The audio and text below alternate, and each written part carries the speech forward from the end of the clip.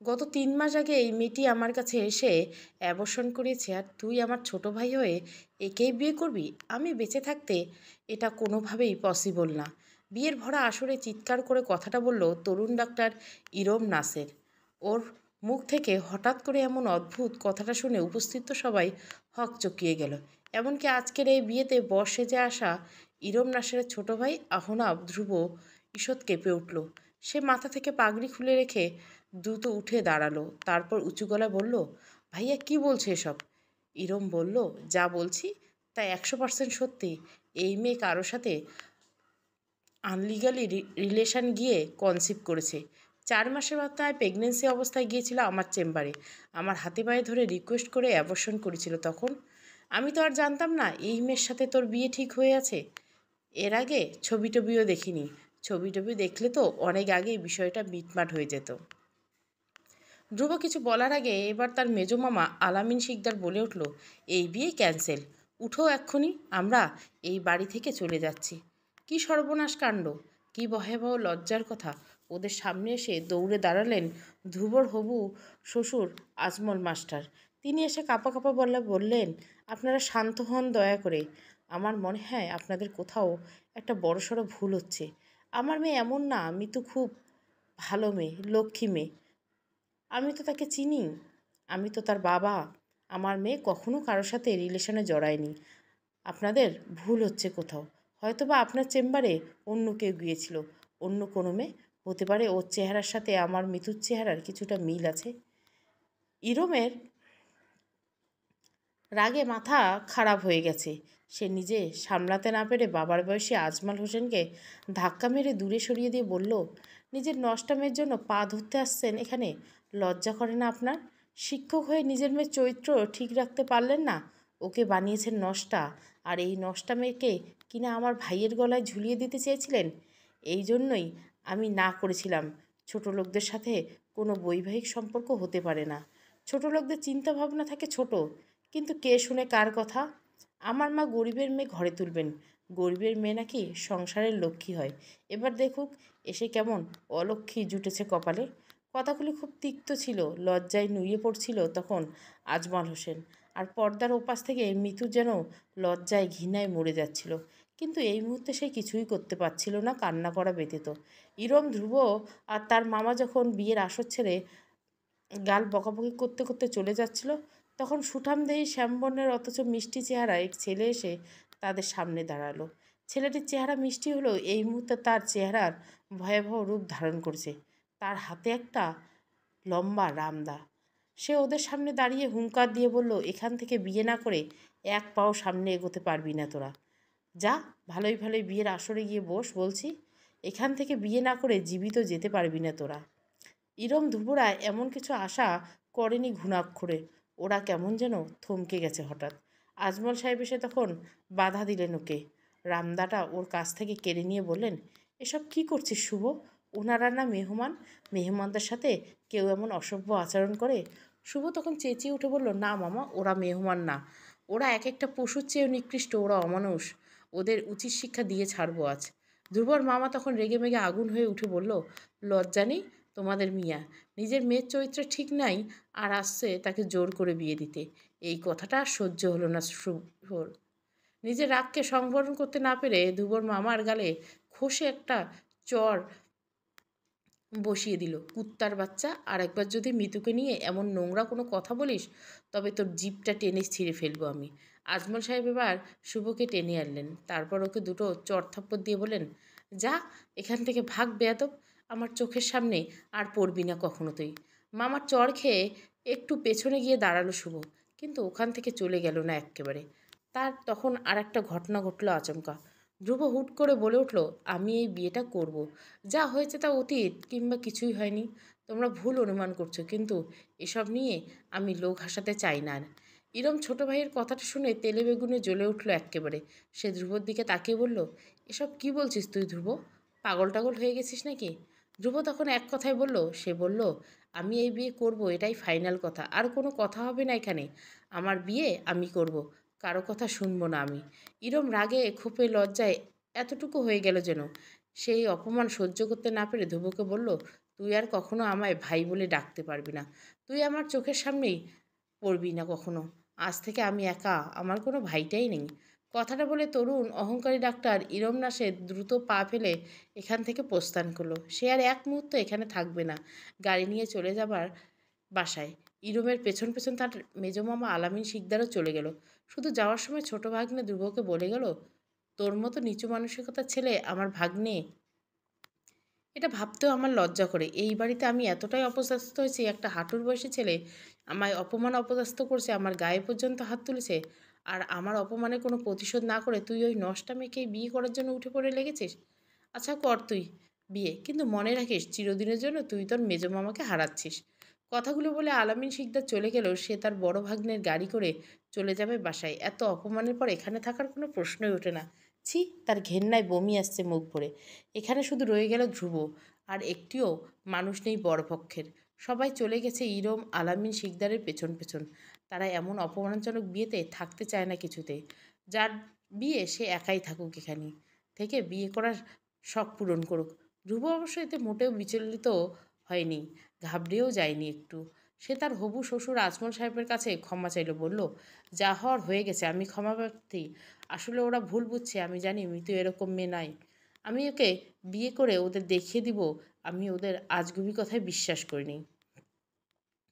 আজমল সাহেব সীমাহীন খুশি হলো বাড়ির আরও সব কজন মানুষ। এমনকি মিতু, যে এতক্ষণ বসে বসে মরা কান্না কাচ্ছিল, সেও এখন আনন্দে আগডুম বাগডুম বাজাচ্ছে। শুভ দৌড়ে গিয়ে কাজী সাহেবকে ডেকে আনলো এবং সুন্দর পরিপাটিভাবে একটি বিয়ের অনুষ্ঠান সমাপ্তি হলো। বিয়ের পর আজমল সাহেব খুব করে কাঁদলেন, ধ্রুবর হাত ধরে বললেন, বাবা, এই মেয়েটি আমার মাহীন, ছোট থেকে বড় কষ্টে বড় হয়েছে। ওকে তুমি কষ্ট দিও না বাবা, ও তো ছোট মানুষ, বয়সে কাঁচা। ওর ভুল ত্রুটি আপন গুণে ক্ষমা করে দিও, ওর ভুলগুলো ওকে ধরিয়ে দিও। ধ্রুব বলল, বাবা আপনি একটু ভাববেন না, মিতু কোনোদিন আপনার কাছে কোনো অভিযোগ করার সুযোগ পাবে না ইনশাআল্লাহ। তাছাড়া আমার মা কতটা ভালো মানুষ সে ওখানে গেলেই টের পাবে। আজমল সাহেব যেন এবার একটু স্থির হতে পারলেন। তিনি মেয়ের কপালে চুমু খেয়ে এবার বললেন, মা, কখনো কোনো ভুল করো না। ওখানে অনেকেই অনেক কিছু বলবে, তুমি বড়দের সাথে কখনো উঁচু গলায় কথা বলো না। সবসময় মনে রাখো তুমি আজমল মাস্টারের মেয়ে। সবাই জানে আজমল মাস্টারের মেয়ে কতটা লক্ষ্মী, তাছাড়া তোমার কোনো চিন্তা নেই। সব কথার জবাব ধ্রুব বাবাই দিবে। ধ্রুব আবারও আজমল সাহেবকে বলল, বাবা আপনি একটু টেনশন করবেন না, আমি তো আছি। ওদের কারো সাহস হবে না কিছু বলার, আমার সামনে ওরা দাঁড়াতে পারবে না। তারপর গাড়ি ছেড়ে দিল। ড্রাইভার ছাড়া এই গাড়িতে শুধুমাত্র দুজন, ধ্রুব আর মিতু। মিতুর খুব কান্না পাচ্ছে বাবার জন্য, শৈশব কৈশোর কাটানো কাঠবাসের বাড়িটির জন্য, মিষ্টি বড়ই গাছটির জন্য, তার সুপুরি গাছ ভর্তি বাবুই পাখির বাসাগুলির জন্য। ধ্রুব ওর পাশে বসা ছিল, সে শান্ত গলায় মিতুকে বলল, মিতু কেঁদো না, এখন কেঁদে গলাটা ভেঙে ফেলো না।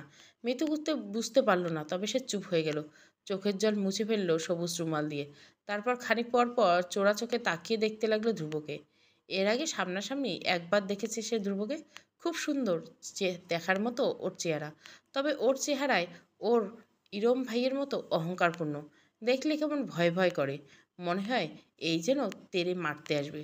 ধ্রুব বউ নিয়ে তাদের বাসায় গেট পেরিয়ে ভিতরে ঢুকতে পারছে না কিছুতেই। কেউ ওকে ভিতরে ঢুকতে দিচ্ছে না। ওর মা তো এসে ভয়াবহ এক কাণ্ডই করলো। ছেলে আর ছেলের বউয়ের দিকে নিজের পায়ে জোড়া স্যান্ডেল ছুঁড়ে মেরে বলল, এখান থেকে বেরিয়ে যা বলছি, এই বাসায় তোদের ঠাঁই নেই। সবাই ওদের দূর দূর করছে, যেন ধ্রুব কোনো মানুষ বিয়ে করে আনেনি, সে একটা কুকুর বিয়ে করে আনছে, কিংবা কুকুরের চেয়ে নিকৃষ্ট কোনো কিছু। তখন ধ্রুব এক কাজ করলো, সে জোর করে একা একা তার মার কাছে এগিয়ে আসলো এবং তার মায়ের একটা হাত ধরে জোর করে টেনে নিয়ে গেল একটু আড়ালে। কানাকানি ফিসফিস করে মাকে সে কী যেন বলল। এরপর সব কিছু কেমন সহজ হয়ে গেল।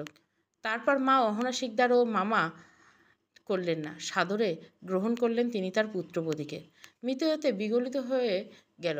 সে ভাবল, ওরা বুঝি সব কিছু ভুলে গিয়েছে, তাকে গ্রহণ করেছে, কিন্তু সত্যিটা সে বুঝতে পারল না।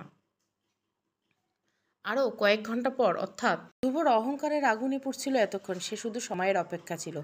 এবার হাতে হলো সময়। এবার সে বুঝিয়ে দিবে তার মামার গায়ে হাত তোলা এবং তাদের অপমান করার পরিণাম কতটা ভয়াবহ হতে পারে। মিতু এসবের কিছুই ভাবেনি, সে বরং খুশি মনে বাসর ঘরে বসে বসে তার প্রিয়তম স্বামীর জন্য অপেক্ষা করেছিল। সে মনে মনে ভাবছিল ধ্রুব তার কাছে গিয়ে মিষ্টি করে কথা বলবে, ধীরে সুস্থে আসচ্চলটা মাথা থেকে নিচে নামিয়ে তার কপালে চুমু খাবে। কিন্তু অদ্ভুত বিষয় হলো, ধ্রুব এসবের কিছুই করল না। সে ঘরে ঢুকে ঠাস করে দরজাটা বন্ধ করে দিল ভেতর থেকে। তারপর মিতুকে ধমক দিয়ে বলল, সাহস কত বড়, বিছানার উপর বসে আছে, এক্ষুনি এখান থেকে নাম বলছি। মিতু ভয়ে কেঁপে উঠল হঠাৎ ধমক খেয়ে। সে ভয়ে ভয়ে সামনে তাকাতেই দেখল ধ্রুবর ভয়ঙ্কর চেহারাটি। ওর চোখ লাল টকটকে, রাগে সে কাঁপছে। মিতু কিছু বলতে পারল না, চুপচাপ বিছানার উপর বসে রইল। এবার ধ্রুব নিজে এসে মিতুকে এক টান দিয়ে ধরে খাট থেকে নিচে ঝটকা মেরে ফেলে দিল। মিতু ফ্লোরে পড়ে গিয়ে অনেক ব্যথা পেল। সে ব্যথায় কাকিয়ে উঠে দাঁত দিয়ে ঠোঁট কামড়ে ধরে রাখলো। খুব কান্না পাচ্ছে তার, চোখ থেকে গরম জল গড়িয়ে গড়িয়ে পড়ছে গালে। ধ্রুব খাটের উপরে পায়ের উপর পা তুলে বসে ওর দিকে তাকালো, তাকিয়ে বলল, এখান থেকে তুই আমাদের সংসার করবি? বিয়ের শখ তোর আমি মিটিয়ে দিব, তোর একার না, তোর রাগী ফুফতো ভাইয়েরও শখটা আমি মিটাবো। এবার বল, তোর এক্সকে কার সাথে শুয়েছিলি তুই? শুভর সাথে, তাই না? মিতু লজ্জায় এবং ঘৃণায় মরে যাচ্ছে। ছি, ধ্রুব এমন অসভ্য তোর? শুভ ভাইয়াকে নিয়ে এসব কি নোংরা নোংরা কথা বলছে। মিতু তো ভালো করে জানে না এই পৃথিবীতে শুভ ভাইয়ের মতো ভালো ছেলে হয় না। সে তখন বলেই ফেলে, শুনুন, শুভ ভাইয়াকে নিয়ে একটাও বাজে কথা বলবেন না, আমি এটা মেনে নিতে পারবো না। সরল মনে কথাটা বলছিল মিতু, কিন্তু এটাকে টোপ হিসেবে নিল ধ্রুব। সে বিছানা থেকে উঠে এসে মৃত্যুর সামনে বলল, তারপর ওর চিবুকটা উঁচু করে ধরে বলল, নাগরটাকে নিয়ে কিছু বললে ঝাল ধরে, তাই না? এটা ধরা স্বাভাবিক, পৃথিবীর সব মেয়ের তার নাগরকে নিয়ে কিছু বললে হজম করতে পারে না। তো ওর জন্য যেহেতু তোর এত দরদ উতলে উঠছে, তো ওকে বিয়ে করলি না কেন তুই? ওর সন্তান তো তোর পেটে ছিল, নাকি ওখানেই মজা ফুরিয়ে গেছে? নতুন কাউকে চাই, তাই না? আচ্ছা বল, আমার পর নতুন আর কাকে বেছে নিবি তুই? আমার বাড়ি গাড়ি ড্রাইভার, তাই না? নাকি মাঝবয়সী দারোয়ানকে? কথাগুলো বলে হেসে উঠল ধ্রুব। মৃত্যুর মাথায় রক্ত উঠে গেছে ওর কথা শুনে। সে কিছু একটা বলতে যাবে, এর আগে ধ্রুব তাকে শক্ত করে ধরে ফেলল। তারপর একজন ধর্ষক যেভাবে তার শিকারকে উপভোগ করে, ঠিক সেভাবে উপভোগ করলো ধ্রুব তাকে। মিতু ওর তলে পিষ্ট হয়ে চিৎকার করলো, কাঁদলো। এতে কারোই দয়া হলো না। এইবারে সবগুলো মানুষ অহংকারী, ওদের কাছে মায়া কোনো বালাই নেই। ওদের যা আছে তা ক্ষোভ এবং অহংকার। ধ্রুবের ইচ্ছেটা পূরণ হয়ে গেল। সে তার কাছ থেকে দূরে ছুঁড়ে মারল মিতুকে, যেন কোনো পচা বস্তু। ওকে দূরে ছুঁড়ে ফেলে দিয়ে বলল, আজ থেকে তুই এই ঘরের দাসীর মতো থাকবি। তোর জন্য এই ঘরের দরজা সব সময় বন্ধ। তুই ইচ্ছে করলেও আর কারোর সাথে কোনো সময় কোনো ধরনের যোগাযোগ করতে পারবি না বলে ওর কাছ থেকে মোবাইল ফোন কেড়ে নিয়ে ঘর থেকে বেরিয়ে পড়ল। মিতু ফ্লোরের উপর উবুর হয়ে পড়ে কাঁদতে লাগলো। ওর শরীরটা ব্যথায় অসাড় হয়ে আসছে। নিজেকে তার বড় অপয়া, অলক্ষ্মী মনে হচ্ছে। সে জানে না একটা জীবন এমন কেন, এত কষ্টের, এত অপমান, এত গ্লানির। সে তো কখনো কোনো পাপ করতে জানে না, জেনে বুঝে কোনোদিন একটা সামান্য পিঁপড়াও মেরে ফেলেনি সে। তবে তার কেন এত কষ্ট, কেন এমন নরক যন্ত্রণা তাকে সহ্য করতে হচ্ছে? এরপর ধ্রুব এ ঘর ছেড়ে চলে গেল। মিতু কোনো রকম খুঁড়িয়ে খুঁড়িয়ে উঠে ওয়াশরুমে গিয়ে নিজেকে পবিত্র করে নিল। তারপর বিছানায় এসে গা এলিয়ে দিল। তার এই মুহূর্তে ভীষণ ঘুম পাচ্ছে, আপাতত তাকে ঘুমাতে হবে, এরপর অন্য কিছু ভাবনা। কিন্তু মিতুর খুব বেশিক্ষণ ঘুমাতে পারল না। ফজরের পরপর তাকে ডেকে নিল ধ্রুবর মা অহনা শিকদার। মিতুর শাশুড়ির ডাক শুনে খুঁড়িয়ে খুঁড়িয়ে বিছানা থেকে নেমে এসে দরজা খুলে দিল। অহনা শিকদার ওর দিকে তাকিয়ে চোরা হাসি হাসলো, হেসে বলল, আমার সাথে এসো। মিতু তার শাশুড়ির পেছন হেঁটে গেল। অহনা শিকদার ওকে নিয়ে রান্নাঘরে ঢুকলো। তারপর 4 জাতের তরকারি, ডাল, সাদা ভাত রান্না করার কথা বলল। এটাই নাকি এবারের নিয়ম। বিয়ের প্রথম দিন থেকে এবারই পুত্রবধূরা রান্না করে। মিতু কোনো প্রতিবাদ করতে গিয়েও প্রতিবাদ করলে পারল না। তবে সে মিনমিন গলা বলল, মা, আমার শরীরটা খারাপ লাগছে কেমন, আপনি আমার সাথে থাকুন, দেখিয়ে দেখিয়ে দিন কীভাবে করতে হবে। অহনা শিকদার কিছু বলার আগেই এখানে এসে উপস্থিত হলো গতকালের ধ্রুবর যে মামা শুভর হাতে চর খেয়েছিল তার স্ত্রী। সে এসেই রাগে অগ্নিশর্মা হয়ে বলল, ঢং করো না, তুমি কত বড় লোকের মাইয়া আমরা জানি না মনে হচ্ছে। শুধু এগুলো না, আরও অনেক কাজ আছে। আজ সারাদিন তুমি কাজ করবা, বিয়ের শখ তোমার মিটাই দেওয়া হবে। গতকাল তোমরা যেটা করেছো এর শোধ তোলার আগ পর্যন্ত তোমার রেহাই নেই। মিতু যেন ভয়ে এবার মুচড়ে গেল। সে বোকার মতো কেমন তাকিয়ে রইল শাশুড়ির দিকে। তার শাশুড়ি ধমক দিয়ে তাকে বলল, আমার মুখের দিকে তাকিয়ে থাকতে তো বলা হয়নি। বলা হয়েছে কাজ করতে, জলদি কাজ করো। কথাটা বলে রান্নাঘর থেকে বেরিয়ে গেল অহনা শিকদার। এরপর বেরিয়ে গেল ধ্রুবর মেজমামি। যাওয়ার সময় ধ্রুবর মেজমামি মিতুর কানে কাছে ফিসফিস করে বলে গেল, মাত্র তো কেবল শুরু, এরপর টের পাবি তুই আসল মজা। মিতু যেন এ বাড়িতে এসে সমস্ত এক বোকাই বেনে গেছে। নিরুপায় হয়ে গেছে সে। তার মোবাইল ফোন কেড়ে নিয়েছে, ওরা লুকিয়ে ফেলেছে পর্যন্ত। এখানে সে পুরোপুরি বদ্ধ। মানুষ যে এত নিষ্ঠুর আর বর্বর তা সে কোনোদিন কল্পনা করতে পারেনি। কিন্তু সে এখন পর্যন্ত ধ্রুবর বড় ভাই ইরমকে দেখতে পায়নি নিজ চোখে। ওর মুখে শুনেছে ইরমের কথা, শুনেছে বড় অহংকারী ইরম, তবে সে এখনও দেখেনি। ওকে একবার সে দেখতে চায়। ওই লোকটার জন্যই তো সব সমস্যার শুরু। এসব ভাবতে ভাবতে রান্নাটা করে ফেলল মিতু। রান্নায় তা হাত পাকা, মা নেই ছোটোবেলা থেকে, তাই শৈশবে রান্না বান্নার হাতে খড়ি। ভালো রাঁধতে পারে সে। আত্মীয় স্বজনের ভেতর তার রান্না নিয়ে উচ্চ প্রশংসা আছে। কিন্তু এখানকার কেউ তার রান্নায় সন্তুষ্ট হতে পারল না।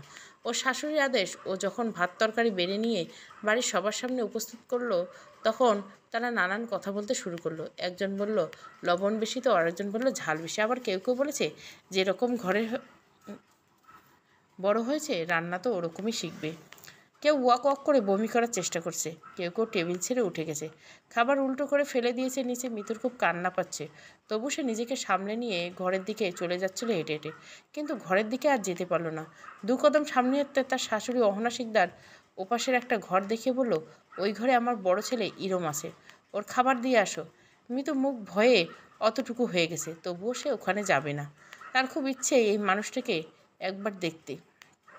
যদিও সে আগে বাড়ির অন্য অন্য মানুষের মুখ থেকে শুনেছে ইরমের চেহারা নাকি অহংকারপূর্ণ, দেখতে কেমন নাটক সিনেমার ভিলেনদের মতো লাগে। তার ধারণা মানুষটির চেহারা এমনই হবে। যে মানুষটি তার উপর শুধু শুধু এত বড় একটা অভিযোগ তুলে তার সুন্দর জীবনটা নরক করে তুলেছে, তার চেহারা কোনো ভালো মানুষের চেহারার মতো হতে পারে না। মিতু ভাত থেকে তরকারি বেড়ে ও শাশুড়ি দেখিয়ে দাও ঘরটায় যেতে চমকে উঠল। তার সারা শরীর কেমন কেঁপে উঠল, চোখ হয়ে এলো ঘন অন্ধকার। চেয়ারের উপর বসে আছে যে, সে কি ধ্রুবর বড় ভাই ডাক্তার ইরম নাসের? এই ইরম নাসের তো আরও 3 বছর আগেকার চেনা। এই ইরম নাসের তার চেয়ে আর ভালো কে চেনে? এই লোকটাই তো একবার তার সর্বনাশ করতে চেয়েছিল। মিতু সেদিনের ভয়াবহ দৃশ্যটি চোখ বুজে এখনও স্পষ্ট দেখতে পায়। সে তখন ক্লাস 10-এ পড়ে। সেদিনকার ঘটনা এটি। সেদিন ছিল তার প্রিয় বান্ধবী এনার বড় ভাই জয়ের বিয়ে। সেই বিয়েতে এই ইরম এসেছিল এনাদের বাড়িতে গেস্ট হিসেবে। ইরম নাকি জয়ের বন্ধু। একসাথে ওরা কলেজে পড়েছে। যদিও মিতু তখন ওর নাম ইরম বলে জানতো না নাসের বলে। বিয়ের দিন রাতে মিতু শুয়েছিল এনার সাথে, কিন্তু মাঝরাতে হুট করে কারো হাতের স্পর্শে সে ঘুম থেকে জেগে ওঠে। চমকে উঠে দেখে এনা এখানে নেই। এনার জায়গায় শুয়ে আছে ইরম, এবং ইরম তার শরীরে স্পর্শকাতর স্থানে হাত দেওয়ার চেষ্টা করছে। কিন্তু চিৎকার দিতে গিয়েও থেমে গেল। কি সর্বনাশের কথা!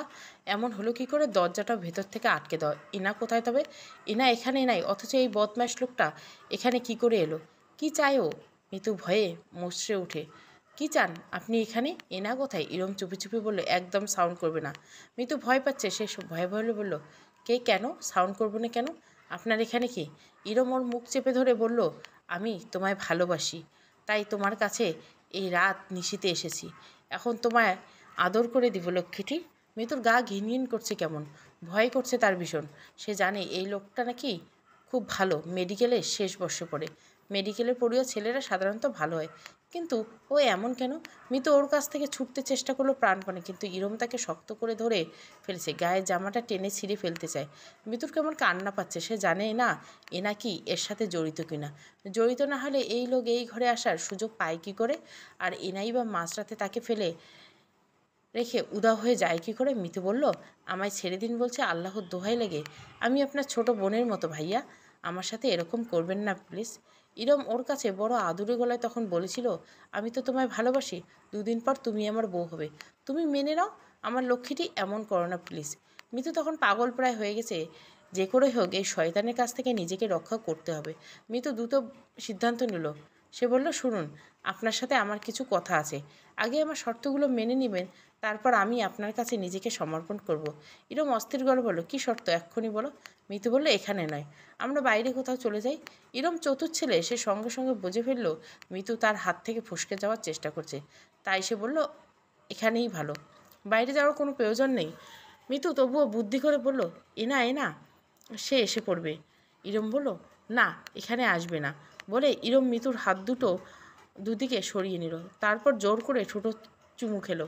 মিতুর মনে হচ্ছে এই মুহূর্তে সে নরকের আগুনে জ্বলছে, কিন্তু মান সম্মান হারাবার ভয়ে চিৎকার পর্যন্ত করতে পারছে না। তার দু চোখ বেয়ে টপ টপ করে জল গড়িয়ে পড়ছে। সে কিছুতেই ভাবতে পারছে না এনা তার সাথে কি করে এমন করতে পারলো। ইরম এবার মাতালের মতো আচরণ করছে। মিতু বুঝতে পারছে তার আর কিছুই করার নেই, সব কিছু শেষ হয়ে যাবে আজই। সে শেষবারের মতো অনুনয় করে বলল, আপনি আমার সম্মান ভিক্ষা দিন ভাইয়া, প্লিজ আমার সাথে এই কাজ করবেন না। কিন্তু কে শুনে কার কথা? ইরম যেন তখন আরও বেশি ক্ষিপ্র হয়ে উঠল। মিতু যখন প্রায় আশা ছেড়ে দিয়ে আল্লাহকে ডাকতে লাগলো, ঠিক তখনই দরজায় কড়া নড়ে পড়ল। কেউ ধীরে ধীরে নক করছে দরজায়। ইরম রাগে ক্ষোভে ফেটে পড়ল যেন।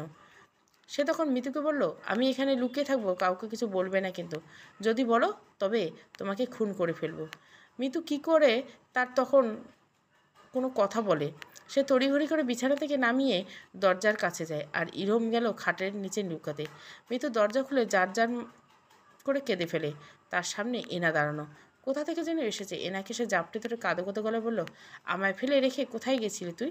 এনা খুব সাবধানে বলল, চুপ, আস্তে, কেউ শুনে ফেলবে। আয়, রুমে আয়, সব বলছি। মিতু তেড়ে উঠে ঝাঁঝালো গলে বলল, এক্ষুনি বল বলছি। তুই কাকে ঘরে রেখে এই ঘরে? আমার সাথে তুই এমন করলি কি করে এনা? তুই কি আমার বন্ধু না শত্রু? এনা ভীষণ রকমের অবাক। সে সত্যি কিছু বুঝতে পারছে না। তাই সে বলল, কি বলছিস এসব মিতু? কি হয়েছে তোর? আমি এবার ঘরে কাকে রেখে যাব? তুই তখন ঘুমেছিলি, হঠাৎ নুহাস ফোন করেছিল, ওর নাকি ঘুম আসছে না, আমার সাথে দেখা করতে চাই, তাই তোকে আর জাগাইনি ঘুম থেকে, চুপচাপ আমি বেরিয়ে গেছিলাম। আর এখন তুই কী সব বলছিস? মিতু আরও রেগে মেগে আগুন হলো। সে এবার চেঁচিয়ে উঠে বলল, জয় ভাইয়ার দুশ্চরিত্র বন্ধুটাকে তুই এ ঘরে রেখে যাসনি আমার ক্ষতি করতে? এনার চমকে উঠল। সে বলল, কী সব আবল তাবল বকছিস তুই? ভাইয়ের বন্ধুকে আমি এখানে রেখে যাব কেন? তাও তোর ক্ষতি করতে কী হয়েছে বল তোর? আমি মিতু ওর হাত ধরে টেনে ভেতরে নিয়ে এলো, তারপর খাটের নিচে আঙুল দিয়ে দেখিয়ে বলল, ওই দেখ, কে ওটা? মিতু কথাটা বলে হাউমাউ করে কেঁদে উঠল। ইরমকে খাটের নিচে আবিষ্কার করে এনার রাগে শরীর কাঁপতে লাগলো। এই লোকটা যে লম্পট সেটা সেও ভালো করে জানে। ওর তাকানো দেখলে বোঝা যায় ওর চরিত্রের সমস্যা আছে। ইরম ওদের দেখে কাচুমুচু করতে লাগলো। সে বুঝে গেল এরপর পরিস্থিতি আরও ভয়াবহ হতে যেতে পারে, এখানে লোক আরও বাড়তে পারে। তাই চুপচাপ খাটের নিচ থেকে বেরিয়ে এলো সে। তারপর মাথা নিচু করে যেই না চলে যেতে চাইলো এ ঘর থেকে, তখনই দৌড়ে গিয়ে মিতু ওর সামনে দাঁড়ালো। তারপর রাগি রাগি গলায় বলল, দাঁড়া এখানে, এক পাও সামনে যাবি না তুই। ইরম যেন ভ্যাবাচাকা খেয়ে গেল সঙ্গে সঙ্গে। সে হাঁ করে তাকিয়ে রইল মিতুর দিকে, কিন্তু এভাবে বেশিক্ষণ তাকিয়ে থাকতে পারল না। ওর গালে মিতুর হাতে স্যান্ডেলের বাড়ি খেয়ে তবদা খেয়ে গেল, আর মাথা নিচু করে ফেলল। মিতু এবার তেজি গলায় বলল, এবার তোকে ছেড়ে দিলাম, এরপর থেকে যদি এমন কিছু করার সাহস করিস তুই, তবে তোকে জন্মের শিক্ষা দিব, এক্কেবারে কুত্তার বাচ্চা। ইরম অপমানিত আর অপদস্থ হয়ে চুপচাপ নিচ থেকে তাকে ঘর ছেড়ে বেরিয়ে এলো। এরপর সে কখনোই মিতুর সামনে পড়েনি। সেদিন অবশ্য এনা মিতুর সাহসের খুব প্রশংসা করছিল, কিন্তু ভয়ও পেয়েছিল সে। ভয় পেয়ে মিতুকে বলছে, মিতু, এইসব ছেলেরা সাইকো টাইপের হয়, এদের মস্তিষ্ক বিকৃত, আল্লাহ জানে ভবিষ্যতে আবার তোর সাথে খারাপ কিছু করতে চায় কি না। মিতু তখন সাহস করে বলেছিল, এরপর যদি এরকম কিছু করার সাহস করে তবে ওকে আমি নিজে হাতে খুন করব, কুকুর দিয়ে উল্লাস খাওয়াবো আমি। কিন্তু মুখ দিয়ে এসব বড় বড় আর সাহসিক কথা বললেও মিতুর মনে ভীষণ ভয় ছিল। ভয় ছিল এটা যে কখন জানি আবার এই সাইকো টাইপের বদ লোকটা তার ক্ষতি করার চেষ্টা করছে। এই বুঝি আজ সত্যি সত্যি হতে চলল। এর আরও 1 বছর পর বিয়েটা হলো মিতু, তা ওই বদলোকের ছোট ভাইয়ের সাথে। আচ্ছা, এই বিয়ের পিছনে কি ইরমের হাত আছে? তার কুপরিকল্পনা অনুযায়ী এই বিয়েটা হচ্ছে। ইরমের সামনে দাঁড়িয়ে থরথর করে কাঁপতে শুরু করলো মিতু। ইরম ওকে কাঁপতে দেখে বলল, কি ব্যাপার মিতু, বনপাতার মতো এভাবে কাঁপছে কেন? খাবার নিয়ে এসেছো তো টেবিলে দাও, দাঁড়িয়ে থাকলে তো আমার খাওয়া হবে না, আসো খাবার নিয়ে আমার কাছে আসো।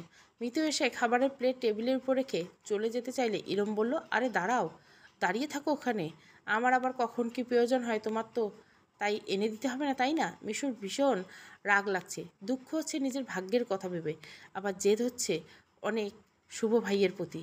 কে বলেছিল তাকে অত দরদ দেখাতে তার প্রতি? যে বিয়ে ভেঙে যেতে চেয়েছিল তার জোর করে রামদা দেখিয়ে নতুন করে জোর দেওয়ার কি ছিল? ইরম খেতে খেতে বলল, তুমি রান্না করছো তাই না? জোশ হয়েছে, আর হবেই না বা কেন জোশ? যার হাত এত সুন্দর তার রান্নাটাও তো সুন্দর হবে, তাই না?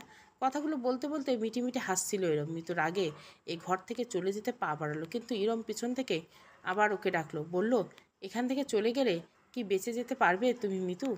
আমি বারবার তোমায় ডাকবো, এখন যদি বেরিয়ে যাও তবে এক্ষুনি ডাকবো, বলবো একটু লবণ দিয়ে যাও, একটু ফালি লেবু, একটু জেলি, একটু সবজি, হা হা।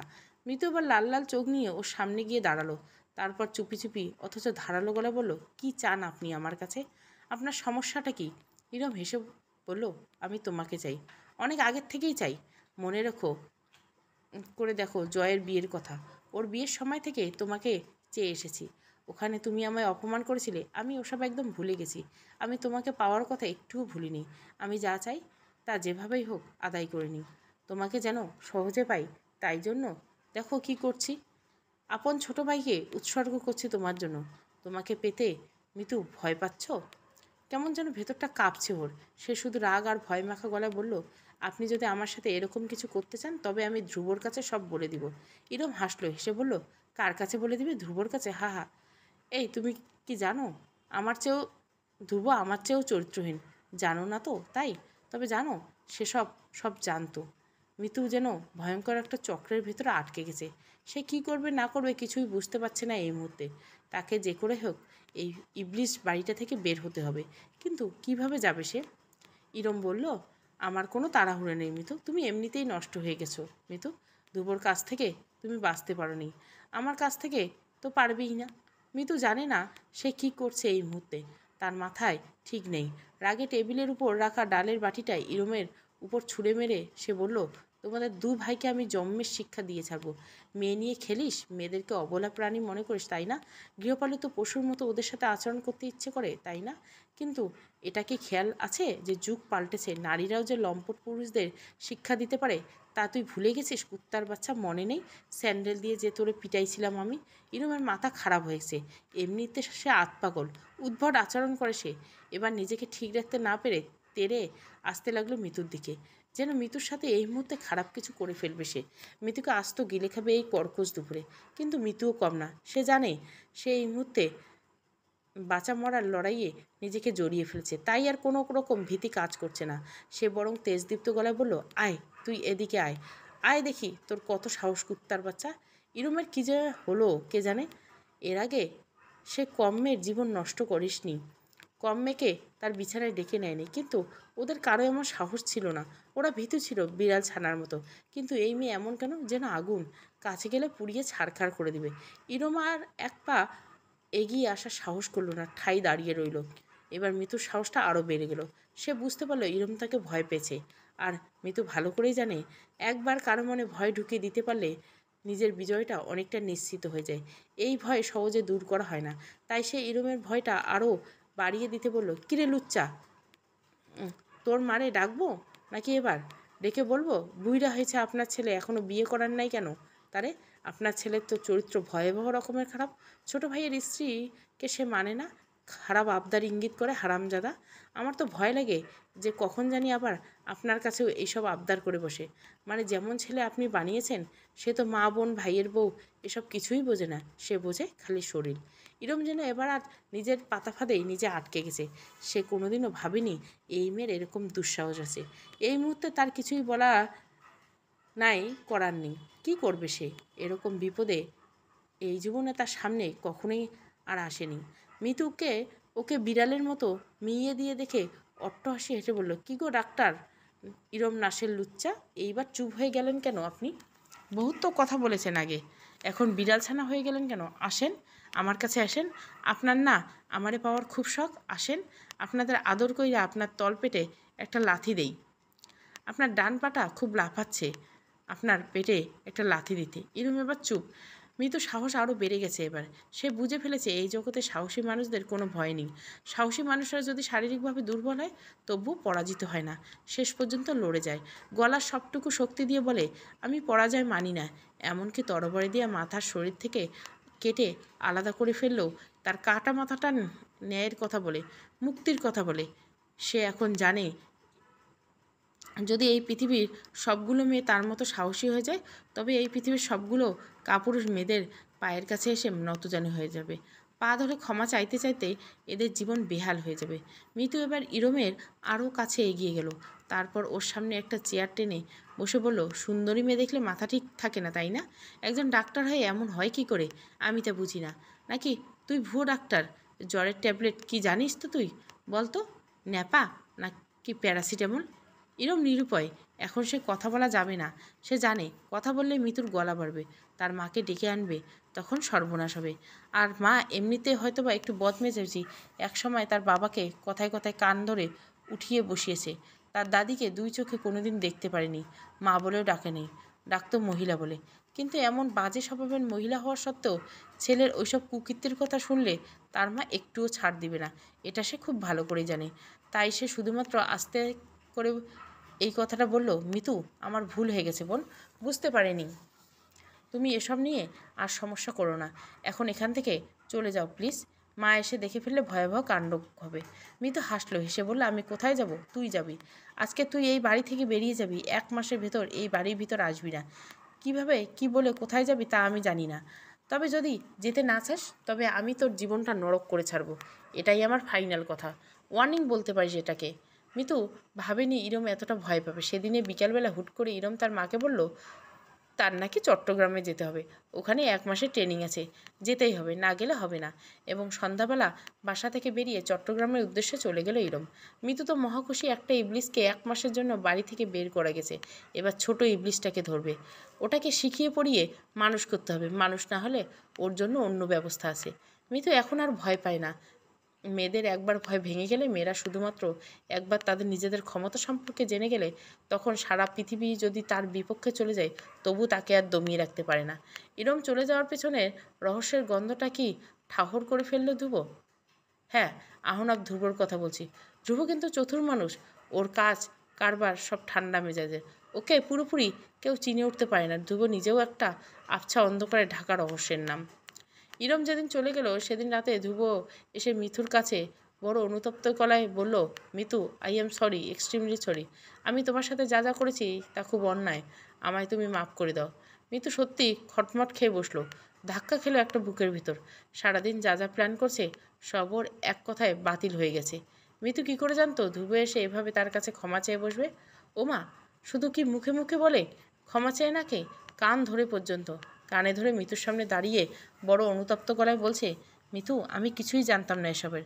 ভাইয়া এতটা নোংরা আমি ভাবতেই পারছি না। ছি। মিতু অবাক হয়ে বলল, এসব তুমি কি করে জানো? ধ্রুব তো এবার সব বুঝেই ফেললো। মিতু তবে ওকে কায়দা করে বাড়ি থেকে বের করেছে। এবার তার পালা, তবে তার কাছে ভিড়তে পারবে না। এরকম মিতু হাজারটাকে সে নাচাতে পারে। ধ্রুব সামান্য হাসলো, হেসে বলল, আমি তোমার আর ভাইয়ের কথাগুলো শুনে ফেলেছিলাম দরজার এক সাইডেতে দাঁড়িয়ে। মিতু আরও অবাক হলো, অবাক হয়ে বলল, তুমি না বাইরে ছিলে তখন? ধ্রুব বলল, একটা প্রয়োজনে বাসায় এসেছিলাম, তখন শুনেছি মিতু কিছু বলতে যাবে, কিন্তু এর আগে ধ্রুব বলল, মিতু, আমি আরও তোমার সাথে কত খারাপ ব্যবহার করেছি, তোমাকে শাস্তি দিয়েছি, সব ভাইয়ের জন্য। আমি কি আর জানতাম এমন নোংরা একটা মানুষ? ছি, আমাকে এর বদলে শাস্তি দাও তুমি। তুমি যে শাস্তি দিবে আমি তাই মাথা পেতে নেব। মিতু খুশিতে আত্মহারা বলল, আহা, ধ্রুবটা কত ভালো ছেলে, এমন লক্ষ্মী ছেলে আর হয় না। মনে মনে এসব ভাবলো মিতু। খানিকটা ঢং করে বলল, এখন তো এক্কেবারে গলে যাচ্ছ, এমন ভান করছো যেন তুমি কিছুই জানতে না আগ থেকে, তাই না? কিন্তু তোমার ভাই তো বলেছে তুমি সব জানতে। ছেলেরা কি কখনো কাঁদে? তাও আবার স্ত্রীর সামনে? বোধ হয় না। কিন্তু ধ্রুব কেঁদেই ফেললো। ওর চোখ থেকে টপ টপ করে জল গড়িয়ে নামলো, দুগালে জমিয়ে নেই। তারপর সেই জল চিবুক বেয়ে গলা ধরে ছুঁড়ে গেল আরও নিচে। মিতু কি যে মায়া হলো তখন। সে তো এবারই নতুন বউ। তবুও সে দ্রুত উঠে ধ্রুবর কাছে এগিয়ে ধ্রুবর দু গাল মুছে দিয়ে বলল, কেঁদো না, আমি জানি তুমি তোমার ভাইয়ের মতো না। ধ্রুব তার চোখ মুছে মায়া ভরা চোখে তাকালো মিতুর দিকে। এই চাহিনি যে মন কেড়ে নেওয়ার চাহিনি। মিতু জানে না কখন কিভাবে ধ্রুবর প্রতি সে কোমল হয়ে পড়ল। পরের দিন সকালবেলা ধ্রুব বলল, এই নাও তোমার মোবাইল, এখন থেকে এ বাড়ির সব কিছু তোমার, এ বাড়ির গেট তোমার জন্য উন্মুক্ত, তুমি এ বাড়ির মালকিন, আর আমি এ মালকিনের অধম ভৃত্য। তুমি আমাকে যখন যা হুকুম করবে আমি তাই করব। মিতু মিষ্টি হেসে হাসলো, হেসে বলল, এই না না, এমন কথা কেউ বলে না, আমরা দুজন কেবল স্বামী স্ত্রী, আমাদের কেউ কারো প্রভু কিংবা ভৃত্য নয়। ধ্রুব খুশি হলো, খুশিতে তার চোখ চকচক করে উঠল। সে মিতুকে বলল, মিতু, বাসায় ফোন করো, বাবাকে বলো আমাদের বাড়ি বেড়াতে আসতে,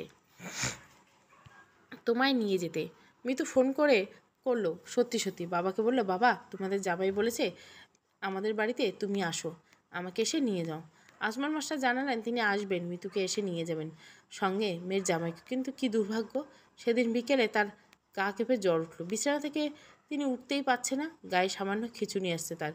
তাই মেয়েকে আর মেয়ে জামাইকে নিয়ে যেতে তিনি আর আসতে পারলেন না। তিনি অবশ্য শুভকে বলেছিল মিতুকে এসে নিয়ে যেতে, কিন্তু সে মামাকে এমন অসুস্থ অবস্থায় একা রেখে যেতে নারাজ। শেষমেশ বাবার এমন অসুখের কথা শুনে ধ্রুবই মিতুকে নিয়ে এলো। যাত্রাপথে গাড়িতে বসে মিতু কাঁদে, তার সাথে ধ্রুবও যেন কাঁদে। নাক থেকে চোখের জল সাদা টিস্যু পেপার দিয়ে মুছে। মিতুর দিকে ও তাকায়, ধ্রুব দ্রুত ওকে বুকে টেনে নেয়, তারপর সান্ত্বনা দেয়, মাথায় হাত বুলে দিয়ে বলে, কিচ্ছু হবে না, আমরা গিয়ে দেখবো বাবা সুস্থ ইনশাল্লাহ। কিন্তু ধ্রুব মনে মনে আরেকটা কথাও বলে, এবার আর তোমার বাবা মনে হয় বিছানা থেকে উঠতে পারবে না। ধ্রুবকে পেয়ে মিতুদের বাড়ির সবাই খুশি, তার আচার আচরণ খুবই সুন্দর, শরীরে বিন্দু পরিমাণে অহংকার পর্যন্ত নেই। শ্বশুরের শিউরের কাছে গিয়ে সে বসে থাকে সারাক্ষণ, মাথায় হাত বুলে দেয়, উৎসাহ দেয় শ্বশুরকে, বলে, আপনাকে আমি এদেশে সবচেয়ে বড় ডাক্তার দেখাবো বাবা, যদি আপনার বাইরে যেতে মন চায় আমি আপনাকে ইউরোপে আমেরিকার ডাক্তার দেখিয়ে দিব। আজমান মাস্টার চোখ বেয়ে গরম জল বেরিয়ে আসে কলকলে, তার ভেতরটা আনন্দে আত্মহারা হয়ে ওঠে। আল্লাহর কাছে তিনি শুকরিয়া আদায় করেন, শুকরিয়া আদায় করে বলেন, আল্লাহ, তুমি আমার মেয়েটাকে যোগ্য ঘরে যোগ্য পাত্রের কাছে পাঠিয়েছ, তোমার দরবারে লাখো কোটি শুকরিয়া। তারপর তিনি ধ্রুবর হাতটা চেপে ধরেন, এই হাতটা শক্ত করে ধরে রাখতে ভালো লাগে তার, মনে কেমন বল আসে, ভরসা পান তিনি। ধ্রুব তখন শ্বশুরের দিকে তাকিয়ে মুচকে হাসে, হেসে বলে, আপনি একদম টেনশন করবেন না বাবা, একদম না, মিতু আর আমি আছি, আপনার কোনো টেনশন নেই।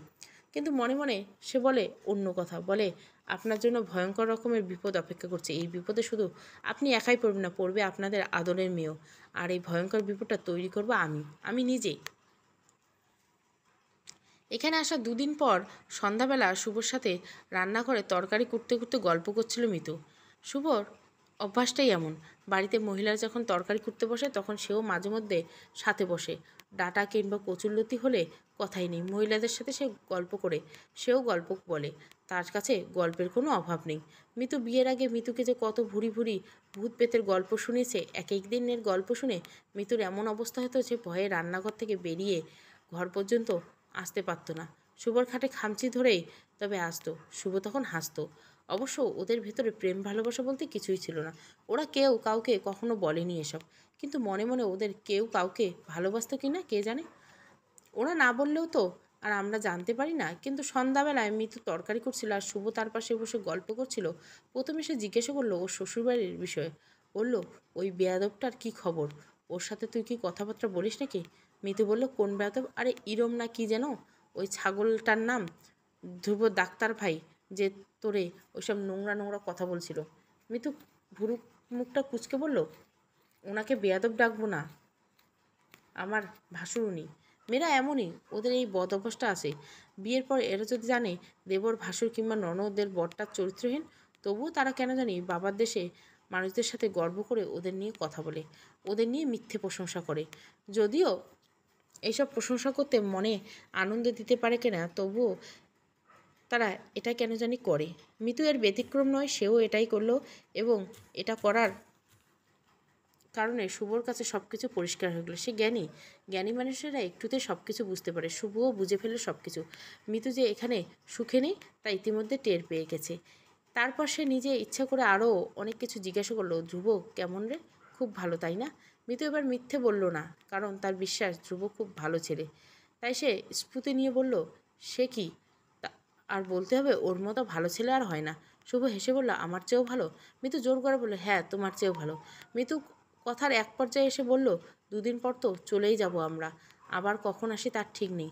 আজ একটা ভূতের গল্প বলো তুমি, তোমার মুখ থেকে ভূতের গল্প শুনিনি। শুভ তাই চাচ্ছিল। মিতু বিয়ের পর কাউকে সে ভূতের গল্প শোনায়নি। ছেলে মানুষের কাছে ভূতের গল্প বলার কোনো আনন্দ নেই। ওরা মন দিয়ে শোনে না, কিন্তু শুনলেও ভয় পায় না। ভূতের গল্প বলতে হয় মেয়ে এবং ছোট বাচ্চাদের। ওরা এসব গল্প মন দিয়ে শুনে, বিশ্বাস করে এবং ভয় পায়। শুভ গল্প বললেও একটা না, পরপর তিনটা ভয়ঙ্কর ভয়ঙ্কর গল্প শুনলেই শরীর কাটা দেয়। মিতু আবার ভয় হচ্ছে, এতটা ভয় হচ্ছে যে মনে হচ্ছে এই বুঝি ভূতটা এসে তার ঘাড় মটকে দিবে। এবং কি অদ্ভুত কাজ, তখনই ইলেকট্রিসিটিও চলে যায়। মিতুর সাথে মোবাইল ফোন নেই। শুভর ফোনে অন্য ঘরে চার্জ রেখে এসেছিল। ভূতের গল্প শুনে এমনিতেই ভীষণ রকমের ভয় পাচ্ছে মিতু, এবার ইলেকট্রিসিটি চলে যাওয়ায় তার প্রাণ যায় যায় অবস্থা। সে সঙ্গে সঙ্গে শুভর শার্টটা খামচি দিয়ে ধরে বলল, শুভ ভাই চলো না, ঘরে যাই আমরা। শুভ উঠতে উঠতে বলল, হ্যাঁ চলো। কিন্তু ওরা চলতে পারলো না। এর আগে একটা টর্চের আলো এসে পড়ল ওদের দুজনের মুখে, সাথে একটু কটুবাক্য। তবে কি ভাইয়া সত্যি বলেছিল এসব? তুমি আসলেই অ্যাবর্শন করতে গিয়েছিলে? তোর আগেই থেকে চরিত্র খারাপ। শুভর সাথে তোর সম্পর্ক ছিল, এখনও আছে, না জানি আরও কতজনের সাথে। তারপর ধ্রুব চিৎকার করে বাড়ির সব মানুষকে এক করে ফেলল। সবাই দ্রুত এদিকে ছুটল। ধ্রুব এদেরকে আঙুল দেখিয়ে দিল, দেখুন এরা দুজন অন্ধকারে পৃথিবীর ভয়ঙ্কর পাপ করেছে। বাড়ির সবাই ওদের এভাবে দেখে ধ্রুবর কথাটাই বিশ্বাস করে ফেলল। কিন্তু বিশ্বাস করবে নাই কেন? আমাদের সমাজে মানুষরা কি আর ধৈর্য ধরে একটা বিষয় নিয়ে ভাবতে পারে? এত সময় কোথায় তাদের? কিংবা মাথা খাটাবার অত প্রয়োজনটাই মনে করে না। গল্পের আড়ালে গল্প কিংবা ঘটনার আড়ালে লুকিয়ে থাকা ফাঁদ, এইসব বিষয় নিয়ে তারা ভাবতে চায় না অত শত। স্বামী চিৎকার করছে বলে স্ত্রী অপরাধী হয়ে গেছে, তারা এসে দেখেছে অন্ধকার থেকে বেরিয়ে আসছে দুজন নরনারী, এতেই হয়ে গেল। হতে পারে এই দুজন নরনারী পৃথিবীর সবচেয়ে পবিত্র দুজন মানুষ। তারা পাপের পটাও কোনোদিন করেনি, তবুও সমাজের কাছে তারা পাপী, জঘন্যতম পাপী। আমরা অন্ধকারের ভেতরে কিছুই দেখতে পাইনি, কারণ আমাদের ভেতরে সে জ্ঞানের চোখটা ছিল না। তাই আমরা অন্ধকারের গল্পটা সন্দেহের বসে নিজেদের মতো করে তৈরি করে নিই। এই গল্পে এমনটাই হয়েছে। নিষ্পাপ মিতু আর শুভকে সবাই ধরে নিয়ে ভয়ঙ্কর পাপ করেছে এই অন্ধকারে। পাপ না করলে তারা অন্ধকার থেকে বেরিয়ে আসবে কেন কেন? আর আজমল মাস্টারের কানে যখন এই কথাটা পৌঁছালো, তখন আজমল মাস্টার ভয়ঙ্কর যন্ত্রণা শুরু করলো। আজমল মাস্টার এটা কোনোদিন আশা করেনি তার মেয়ের কাছে। তার ধন সম্পদ নাই, কিন্তু ইজ্জত আব্রু ছিল। এটা নিয়ে তিনি নিজে গর্ব করতেন, আনন্দ পেতেন, এবং ইজ্জত আব্রু নিয়েই তিনি এতদিন বেঁচে থাকতেন। আজ থেকে ইজ্জত আব্রুও তাকে লাথি মেরে ফেলে দিয়ে দূরে সরে গেল। আর কোনো বাঁচার কোনো উপায় নেই। তিনি কাউকে এই মুখ আর কোনোদিন দেখাতে পারবে না। মিতুকে সবাই দূর দূর করছে, যেভাবে একটা কুকুরকে মানুষ দূর দূর করে। শুভকে তো মিতুর ছোট চাচা ঘাড় ধরে বাড়ি থেকে বের করে দিয়েছে সঙ্গে সঙ্গে। কত যে গালাগাল করেছে শুভকে, বলেছে ভাইজান দুধ দিয়ে এতদিন কালসাপ পুষেছি। তারপর তিনি মিতুকে মন্দ মন্দ কথা বলেছে। শুধু কি তিনি একাই বলেছেন? মিতুর মেজো চাচিও তো কম বলেনি। এমনিতে ওই মহিলা বিষমুখী। তিনি এসে এরকম নোংরা নোংরা কথা বলতে শুরু করলো। সে মিতুর গা গুলিয়ে বমি আসতে শুরু করলো একেবারে। ততক্ষণে অবশ্য অনেক পাড়াপড়শি এসে এখানে উপস্থিত। তাদের সবাইকে মিতুকে দূর দূর করছে। কেউ কেউ বলছে বিয়ের পরেও এসব, এদের দুটোকে জিন্দা কবর দেওয়া উচিত। কেউ কেউ বলছে আরে না, কবর দিলে তো শেষ না, শাইলের তেজ মিটানো লাগবে, এরে বেশ্যাখানায় পাঠানো উচিত। এমন সুন্দর জামাই থইকিয়া সে পরপুরুষের কাছে থাইকা মজা নিতে চায়, হেল লইগা বেশ্যাখানায় উপযুক্ত। এসব কথা শুনে মিতুর ইচ্ছে করছে মরে যেতে। সে জানে না এই জীবনে বড় কোনো পাপ করতে, কিন্তু পাপ না করে এত বড় শাস্তি পাচ্ছে সে কেন? মিতু কিছুই বুঝতে পারছে না। ধ্রুব তাকে ভুল বুঝছে। ধ্রুবর ভুল ভাঙিয়ে দিতে এসে ধ্রুবর কাছে গিয়ে ধ্রুবর পা ধরতে চেয়েছিল, বলতে চেয়েছে সব কিছু খুলে। কিন্তু ধ্রুব কিছু শোনা তো দূরের কথা, এক লাথি দিয়ে আগেই দূরে ছিটকে ফেলে দিয়েছে মিতুকে। মিতু তখন দূর থেকে কাঁদতে কাঁদতে বলছে, আমি এসব করিনি, আমরা তো শুধু গল্প করছিলাম। গল্প? অন্ধকার ঘরে পরপুরের সাথে কি গল্প গুজব হয়? এইসব সাত পাঁচের কথা বললেই হতো। এত দেখি ঠাকুর ঘরে কেড়ে আমি কলা খাইনি মতো অবস্থা। সবাই এই কথা বলে উঠল সমন্বয়ে। ধ্রুব বলল, মুরব্বীরা আপনারাই বলেন এই পাপিষ্ট মেয়ের সাথে কি ঘর করা যায়? উপস্থিত ধর্মান্ধ কুসংস্কারচ্ছন্ন মাথা ভর্তি গোবরওয়ালা সমাজপতিরা বলে উঠল, পাপ হবে, আল্লাহ নারাজ হবে এর সাথে সংসার করলে। অবশেষে তালাকের ব্যবস্থা হলো। অবশেষে তালাক দেওয়ার আগে ধ্রুব গেল আজমল মাস্টারের কাছে। আজমল মাস্টার তখন বাঁচা মরা অবস্থা, শরীরে যে প্রাণটুকু আছে তাই। বল শক্তি নাই একরতি। এই মানুষটার কাছে গিয়ে ধ্রুব চেঁচিয়ে বলে উঠল, কেমন মেয়ে জন্ম দিয়েছেন হ্যাঁ, যে রাত দুপুরে পরপুরুষের সাথে মেলামেশা করেছি? এর মেয়ের মুখ দেখার চেয়ে তো মরা ভালো। আজমল মাস্টার কথা বলার শক্তি নেই, তার চোখ থেকে শুধু টলটল করে গরম জল বেরিয়ে এলো। এবং তখনই তার মৃত্যু যন্ত্রণা শুরু হলো। এই মৃত্যু যন্ত্রণার ভেতরে দেহ থেকে প্রাণ ত্যাগ করতে করতে তিনি শুনলেন ধ্রুব মৃত্যুকে ডেকে এনেছে। তারপর চিৎকার করে বাড়ির সবাইকে শুনিয়ে সে বলেছে, 1 তালাক, 2 তালাক, 3 তালাক। আজমল মাস্টার 3 তালাক শোনার পরেই ইন্তেকাল করেছেন। আজমল মাস্টারের মৃত্যুর পর ঘটনা আরও ভয়াবহ আকার ধারণ করলো। আজমল মাস্টার ভাইয়েরা এতটাই ক্ষিপ্ত হলেন যে মিতুর প্রতি যে তারা মিতুকে আজমল মাস্টারের ধারে কাছেও ঘেঁষতে দিল না। তারা বলল, এমন পাপিষ্ট মেয়ের যদি আমার ভাইয়ের কাছে আসে তবে আমাদের ভাই জাহান্নামবাসী হবে। মিতু কান্নাকাটি করলো, এতে কাজ হলো না। আজমল মাস্টার দাফন করার আগে মিতু এই বাড়ি থেকে চিরদিনের জন্য বের করে দেওয়া হলো। এমনকি এই গ্রামের মানুষরাও তাকে বয়কট করলো। নিরুপায় মিতু বাড়ি ছেড়ে যাওয়ার আগে বিদ্রোহ করলো। এই দেশে অবশ্য মেয়েরা কখনোই এমন প্রতিবাদ করতে পারে না, কিন্তু মৃত্যু প্রতিবাদ করলো। জোর গলায় উপস্থিত সব কজন মানুষকে লক্ষ্য করে বললেন, আপনারা হলেন সেই সব মানুষদের যাদের জন্য আমাদের অবলা মেয়েগুলি পতিত হয়। আপনারা কোনো কিছু ভালো না করে না জেনে ফতুয়া দিয়ে বসেন, মেয়েদের শাস্তি দেন, গ্রাম থেকে পরিত্যাগ করেন। তারপরে এই অসহায় মেয়েগুলো কোথাও বেঁচে থাকবার মতো জায়গা না পেয়ে কোথায় যায় জানেন? পতিতালয়ে। আপনাদের এতে আনন্দ হয়, বিশেষ করে আপনাদের পুরুষগুলোর। কেন আনন্দ হয় জানেন? কারণ আপনারা আরেকটা নতুন মানুষ পেয়ে যান ভোগ করার জন্য, অতি সস্তায়। পকেটে কিছু ভাঙতি টাকা হলেই চলে। লজ্জা করে না আপনাদের? আজ আপনারা আমার সাথে আপনারা যা করছেন, কাল আপনার মেয়ের সাথেও কি এমন হবে না? আর যে সমস্ত মেয়েরা আমায় অপবাদ দিয়ে বকাঝকা করছেন, নিজেকে পুণ্যবতী ভাবছেন, তারা একটু চিন্তা করেন প্লিজ। আপনি নিজেও জানবেন না পরপুরুষ কোন ছলে আপনি নিজেও এমন মহাপাপিষ্টা হয়ে গ্রাম ছাড়া হবেন। এদেশের মেয়েদের অপরাধ করতে হয় না, তারা যদি তাদের সাথে হওয়া অপরাধের জন্য মুখ খুলে তবেই তারা অপরাধী হয়ে যায়। নারীবাদী, ধর্মবিদ্বেষী আর বেশ্যা পতিতার উপাধি পায়। আজ হয়তো আমি নিরুপায় হয়ে এই গ্রাম যাচ্ছি, তবে মনে করবেন না আমি কোনো পতিতালয়ে যাব। আমি নিজেকে শক্তিশালী মানুষ হিসেবে গড়ে তুলতে কোথাও চলে যাব, আর ওখান থেকে শক্তিশালী হয়েই ফিরে আসব, এবং এসে আমার সাথে হওয়া অন্যায়ের আমি কড়াইগন্ডা হিসাব নেব। মিতুর এইসব কথাই গ্রামের মোড়লদের কানে ঢুকেনি। মেয়েরাও সতর্ক হয়নি। মেয়েরা আরও তার দিকে থুতু ছিটিয়ে দিতে লাগলো আর বলতে লাগলো, ছি, লজ্জা সরম বলতে নাই, একে তো চুরি করেছে, তার উপর সিনা চুরি। তারপর ওরা ঘাত ধরে মিতুকে অপমান অপদস্থ করে গ্রাম থেকে বের করে দিল। তারপর মিতু কোথায় গেল কেউ জানে না, আমিও জানি না। হয়তোবা শুভকে বিয়ে করে দূরের কোনো শহর থেকে নিজেকে প্রস্তুত করছে গ্রামে ফেরার জন্য, তার সাথে হওয়া অন্যায়ের প্রতিশোধ নেওয়ার জন্য। তবে কি সে প্রতিশোধ নিতে পারবে কি না আমি জানি না। এদেশের নারী পক্ষের কথা বলে স্বয়ং নারীরাই তো পছন্দ করেন না, তারা বরং পুরুষের পায়ের জুতো হয়ে পায়ের তলে পিষ্ট হতেই পছন্দ করে। মিতুকেও হয়তোবা ওরা এগিয়ে যেতে দিবে না। মিতুকে সারা দেশে এক ঘরে করে রাখবে। তারপর মিতুর কোথায় জায়গা হবে? অন্য কোনো দেশে? অন্য কোনো দেশে গিয়ে কি মিতু তার অধিকার ফিরে পাবে? এই পৃথিবীতে নারীদের কাছে কোনো মূল্য আছে? কোন ঘরে আছে? কোনো দেশ আছে? কেন নেই? কারণ এর জন্য দায়ী নারীরা। নারীরা সবসময় পুরুষদের যৌন দাসী আর কর্মদাসী হয়ে থাকতে পছন্দ করে। অনেকে মনে করেন ধর্ম এটাই বলেছে, অথচ যারা এই কথা বলেন তারা ধর্মগ্রন্থ পড়েননি। ধর্মগ্রন্থ পড়লে তারা জানতো স্বামীর দাসীবাদী হওয়া ধর্মের বিদ্যমান নয়, এটা পুরুষতান্ত্রিক সমাজে তৈরি করা বিধান।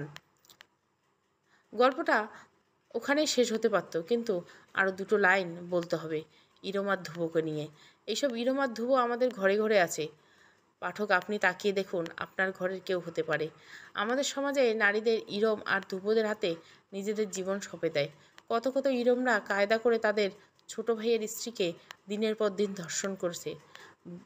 বোনের বরেরা, ননদের বোরেরা, দেবররা, নারীরা চুপ থেকে এসব সহ্য করে যাচ্ছে, সহ্য করছে নিজেদের সংসার টিকিয়ে রাখতে। মুখ খুলতে দোষটা ভাসুর দেবর বোন জামাইদের হবে না, দোষটা একান্ত হবে ধর্ষিতা নারীটির। এবং এখানে আমাদের নষ্ট পুরুষের সমর্থন করবে একজন নারী, ধর্ষিতা মেয়েটির শাশুড়ি। তিনি যুক্তিতর্ক করে বের করে ছেলে কিংবা মেয়ে বড় দোষী নয়, মূল দোষী তার পুত্রবধূ। সুতরাং তাকে সমাজচ্যুত করা হবে, আর ধ্রুব ইরমকে দিতে হবে মুক্তি। ওরা এই সমাজে ভদ্রবেশে বসবাস করবে আর নতুন করে নতুন নতুন অবলা নারীদের স্বীকার করবে, আর সেই সব নারীরা চুপ করে এসব সহ্য করবে সংসার টিকিয়ে রাখতে। কেউ কেউ হয়তো বা মৃত্যুর মতো মুখ খুলবে না, কিন্তু এ মুখ খোলার জন্য কাল হয়ে যাবে। সুতরাং নারীগণ শুদ্ধ হয়ে যান। আজ আপনি একজন নারী বলে অনাচার করলে আগামীকাল কিন্তু আপনার দিন আসছে। আপনি এরকম অনাচার শিকার না হলে আপনার মেয়ে যে এসবের শিকার হবে না তা আপনাকে কে বলেছে? মনে রাখবেন, সময় পৃথিবীর সবচেয়ে রহস্যময় বস্তু। সময় ঘূর্ণীয়মান, 12টার পর আবার 12টা বাজে, একটার পর একটা।